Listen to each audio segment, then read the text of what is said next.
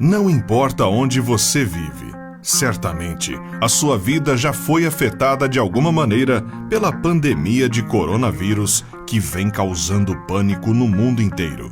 A Covid-19, doença provocada pelo novo coronavírus, é nova no mundo da medicina e, por isso, muitos médicos e pesquisadores têm dificuldade em traçar estratégias de combate ao patógeno.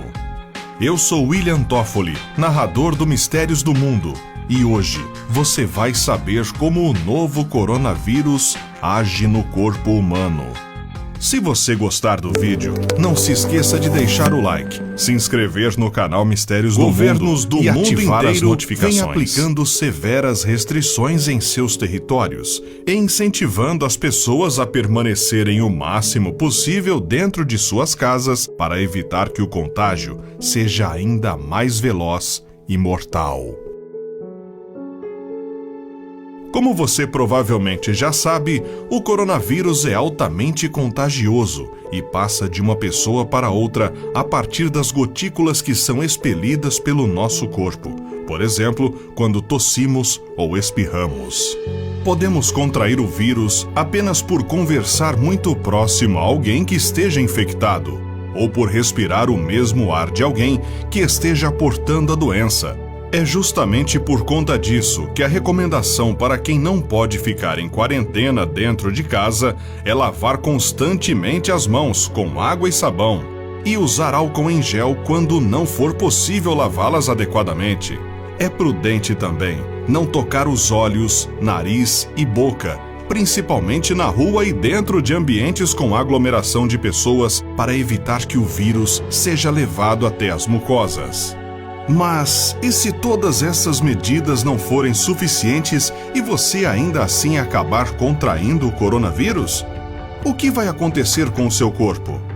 Bem, é importante saber primeiramente que o SARS-CoV-2, o coronavírus que começou a se espalhar na China ainda no ano passado, ataca principalmente as vias respiratórias de suas vítimas. O vírus é incapaz de entrar em tudo o que vê pela frente.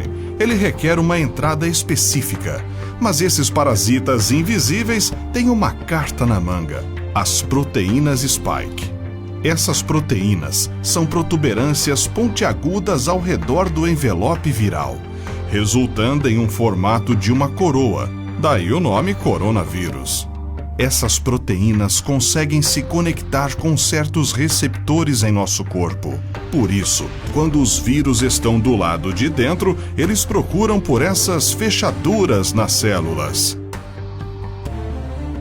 O SARS-CoV-2 consegue se conectar a uma proteína chamada ACE2, que está presente em vários tecidos do nosso corpo, incluindo nariz e boca.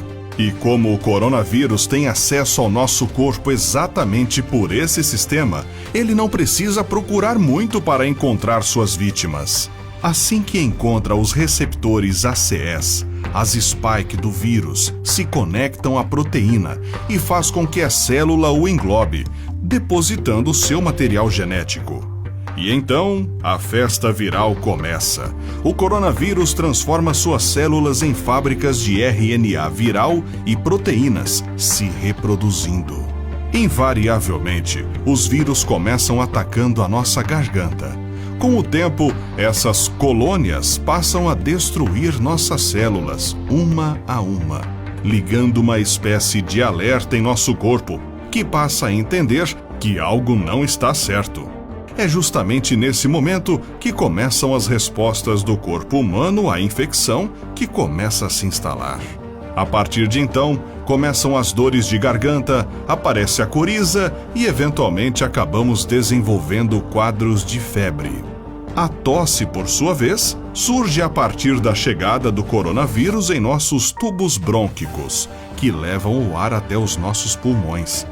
Lá, o corpo intensifica a briga contra o patógeno, podendo consequentemente provocar um aumento nos sintomas. Vale ressaltar que a Covid-19 não provoca sintomas graves em todos os infectados e, inclusive, é possível que você passe por todo o curso da doença sem sequer desenvolver uma tosse. Segundo a Organização Mundial da Saúde, entre todos aqueles que desenvolvem sintomas, 80% não passam de um quadro leve, com tosses, febres e eventualmente pneumonia. Por outro lado, 14% desenvolvem sintomas um pouco mais graves, como falta de ar. Por último, 6% enfrentam a face mais perigosa da doença, onde há choque séptico, falência de órgãos, insuficiência pulmonar e risco de óbito. A doença se torna muito mais grave a partir do momento em que o vírus sai dos tubos brônquicos e alcança as vias aéreas inferiores, traqueia, brônquios e alvéolos, que são pequenas estruturas que compõem o pulmão e funcionam levando o oxigênio à corrente sanguínea.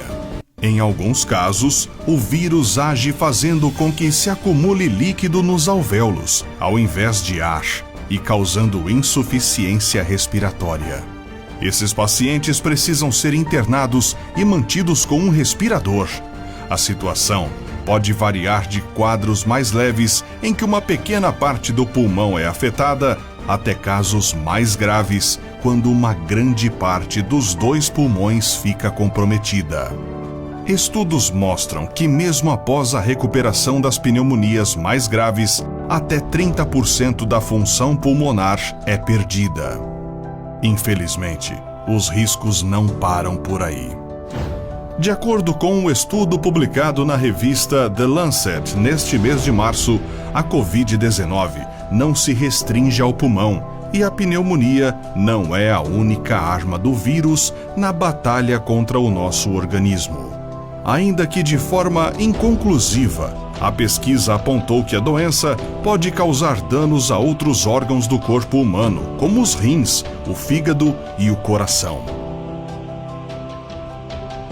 De fato, os médicos já sabem que alguns pacientes com a Covid-19 desenvolvem quadros fortes de diarreia e dor abdominal, bem como outros problemas que não se relacionam com a infecção respiratória. Por fim, vale lembrar que o isolamento social e as quarentenas são as ferramentas que estão mais ao nosso alcance neste momento da pandemia. Ficando em casa, você pode estar protegendo muitas outras pessoas com o sistema imunológico mais debilitado que o seu. São essas pessoas que compõem o chamado grupo de risco, que incluem idosos, doentes crônicos, fumantes e imunossuprimidos. Como as autoridades insistem em dizer, não se trata de pensar apenas na própria saúde, porém, na saúde pública como um todo. Já se sabe que caso a população não atenda aos apelos das autoridades para que as pessoas fiquem em casa, nossos sistemas de saúde não darão conta de atender todos os infectados pela Covid-19, em conjunto com outras enfermidades. Permanecendo em quarentena, no entanto, podemos diminuir a curva de ascensão da doença em nosso país, garantindo aos órgãos de saúde maior fôlego nessa guerra à epidemia. Faça a sua parte. Cuide da sua saúde, também da dos demais.